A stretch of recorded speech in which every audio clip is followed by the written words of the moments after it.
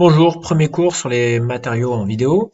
Alors une petite remarque, il y a eu un premier cours avant sur la présentation des matériaux qui vous donne une introduction. Et cette introduction, en fait, elle est à suivre dans une lecture de document. Ici, on va s'intéresser au second cours qui est les propriétés des matériaux, des composants qui influent sur le système. Qu'est-ce que ça veut dire? Ça veut dire qu'on a sur un système, on va utiliser des composants et leurs propriétés vont influer sur les performances du système. Alors déjà, première propriété, c'est ce qu'on appelle la masse volumique. Donc c'est la masse qu'occupe un solide pour un volume donné. Donc c'est la masse divisée par le volume. La masse étant prise en kilogrammes, le volume en mètres cubes. La masse volumique sera toujours exprimée en kilogrammes par mètre cube. Une petite remarque, on va parfois parler de densité, ce n'est pas la même chose que la masse volumique. La différence entre densité et masse volumique, c'est que la masse volumique a une unité, kilogramme par mètre cube, et la densité n'en a pas. La densité est donc un nombre sans unité, et lorsqu'on cherche à se comparer à une référence, on va utiliser la densité. Par exemple, la densité de l'acier à l'eau est de 7,8. Ça veut dire qu'en réalité, l'acier a une densité qui est 7,8 fois plus importante que celle de l'eau. La masse volumique de l'eau, c'est 1000 kg par mètre cube, et la masse volumique de l'acier, ce sera 7800 kg par mètre cube. Seconde propriété matériau, c'est ce qu'on va appeler la rigidité. Donc, pour définir la rigidité, on va utiliser un paramètre qui est noté grand E, qui s'appelle le module Young. L'unité de ce paramètre, c'est des mégapascales, donc des millions de pascals. Par exemple, je vais vous citer quelques chiffres qui ne sont pas à connaître par cœur, mais on a différentes valeurs dans le cas du plastique, dans le cas du bois, de l'aluminium, de l'acier, etc. Vous pouvez voir ces différentes valeurs. On se rend compte que plus la valeur est élevée, plus ça signifie que le matériau aura une rigidité importante. C'est-à-dire que moins il va se déformer pour un effort donné. Ensuite, lorsqu'on va vouloir caractériser la capacité d'un matériau à résister à une charge, on va regarder ce qui s'appelle la résistance mécanique. Alors qu'est-ce que c'est? On va s'intéresser à un paramètre qui s'appelle la contrainte mécanique, dont l'unité est des mégapascales. Pascal, c'est une unité de pression, donc là, ça va être une pression interne, à l'intérieur de la matière. Je prends un exemple. Ici, on a une dent dans un engrenage, et on va modéliser ce qui se passe, et on va observer que la partie la plus sollicitée, par exemple, c'est la partie qui est en rouge ici. Alors, ça peut être au niveau de la surface de la pièce, ça aurait pu être aussi à l'intérieur de la pièce. Donc, chaque fois, on va observer la contrainte mécanique, ce paramètre, qui s'applique dans différents cas. Par exemple, dans le cas d'une sollicitation d'un mousqueton, dans le cas des pales ici d'hélicoptères qui ont tendance à fléchir sous leur propre poids, ou dans une automobile, ainsi de suite. Alors pour caractériser la résistance des matériaux, on va faire un essai de traction. Donc on va prendre ce qu'on appelle une éprouvette qui est ici, et on va exercer une force. Et on se rend compte que elle va évoluer la force en fonction de l'allongement de l'éprouvette de cette façon-là. On observe ici, juste avant la rupture, 7 éléments caractéristiques qui s'appellent une striction. Alors, je reprends l'essai. Au début, la longueur initiale de la pièce de l'éprouvette, c'est ça. Ensuite, on commence à appliquer l'effort. Et à partir d'un certain effort, on va observer la striction. Et à partir de là, le matériau va casser. Alors, grosso modo, force en fonction d'allongement, on va avoir pour les matériaux une courbe comme ça. Chaque fois, donc, on va tracer ça plutôt en fonction de ce qu'on appelle la contrainte, donc ce dont j'ai parlé tout à l'heure. Sigma, c'est une force sur une surface, d'accord? C'est la force qu'on applique sur la surface qui reçoit l'effort. Et ici, on va parler d'allongement. C'est quelque chose qui va être exprimé en pourcentage. Par exemple, un allongement de 2%, ça veut dire que la pièce, elle a gagné en plus 2% de sa longueur.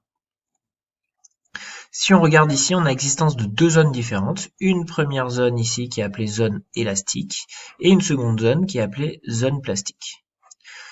une petite remarque, c'est que la contrainte à l'intérieur de la matière, elle va augmenter jusqu'à ce qu'on ne soit plus linéaire. Dans la première partie, dans la zone verte, je suis linéaire, j'ai une relation de proportionnalité entre la contrainte et la déformation. Ici, je peux solliciter mon matériau, il ne sera pas dégradé, donc il va se déformer tel un ressort, mais lorsque je relâche, le ressort il revient à sa position initiale.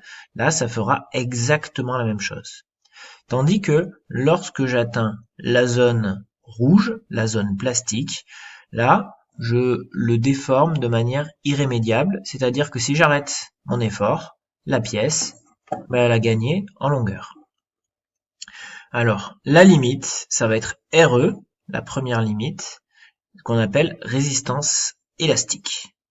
D'accord ? En dessous de RE, la pièce, je ne l'abîme pas. Au-dessus, je commence à l'abîmer.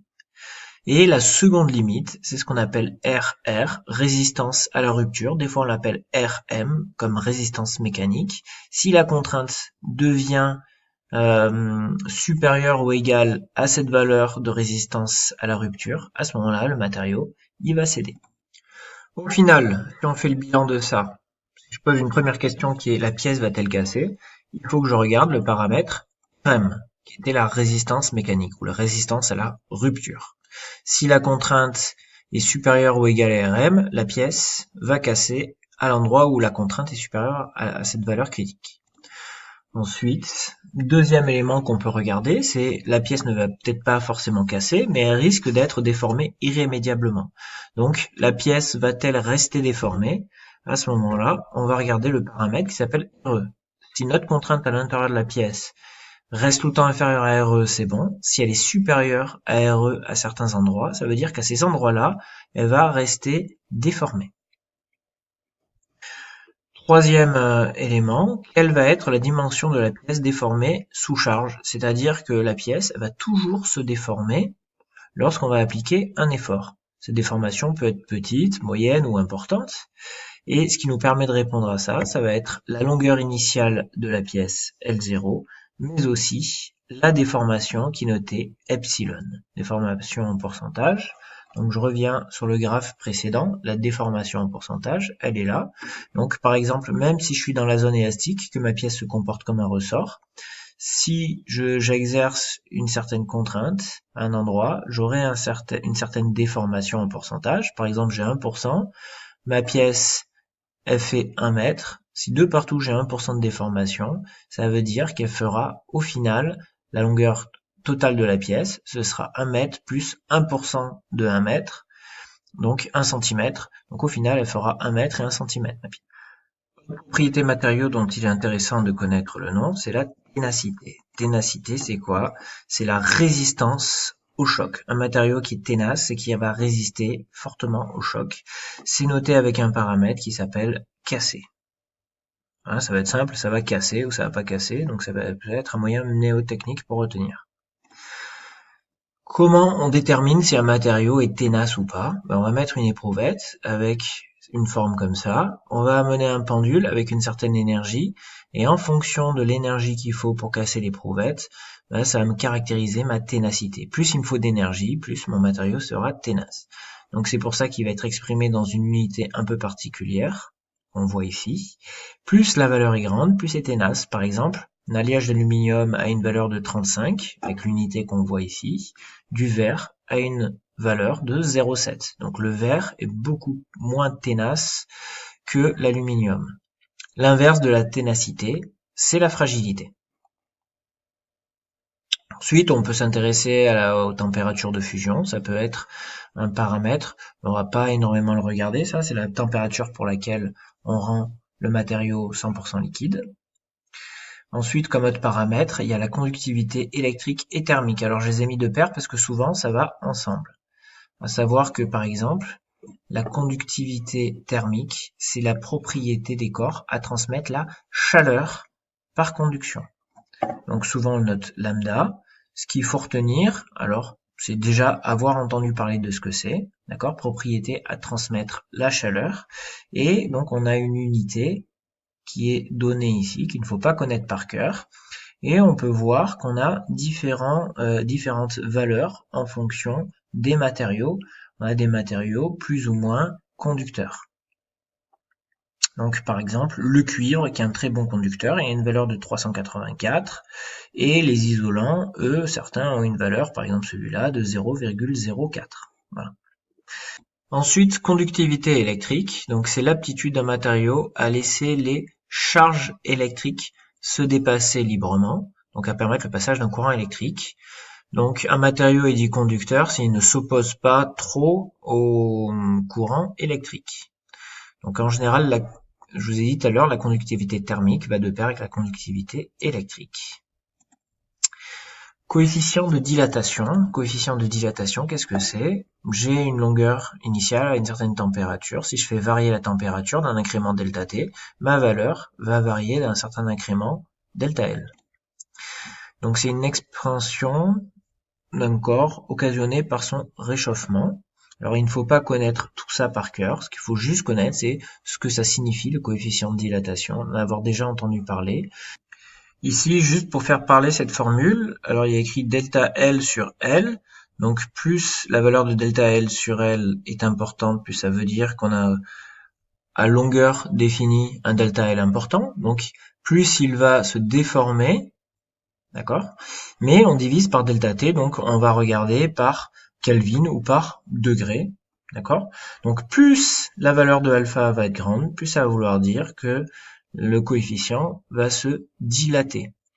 D'après les chiffres qui sont donnés ici, si je compare les trois matériaux qui sont là, celui qui se dilate le moins, c'est l'acier de construction, il a 12 10-6. Celui qui se dilate le plus, c'est le PVC, il a entre 50 et 100 10-6 par degré.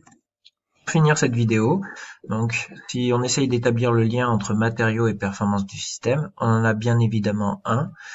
Alors, ici, il est nécessaire également d'identifier les critères de choix du matériau et du procédé. Par exemple, sur le matériau, on a un certain nombre d'éléments, les caractéristiques mécaniques, par exemple, je vous en ai parlé tout à l'heure, résistance mécanique, résistance élastique. On a des éléments d'ordre esthétique, d'ordre thermique, d'ordre électrique, économique, environnemental, physique, etc. Mais aussi sur le procédé. Par exemple, pour le procédé, avec certains procédés, on peut faire des pièces très fines, d'autres nous obligent à faire des pièces beaucoup plus épaisses. Donc ça va aussi avoir une influence, bien entendu, sur la masse. La masse va dépendre aussi du matériau à travers la masse volumique, par exemple. En fonction du procédé qu'on utilise, la taille de série ne sera pas la même. Par exemple, si j'utilise une imprimante 3D, je vais faire plutôt du prototypage pour des petites séries, et je vais utiliser un autre procédé pour faire des pièces en grande série, ainsi de suite.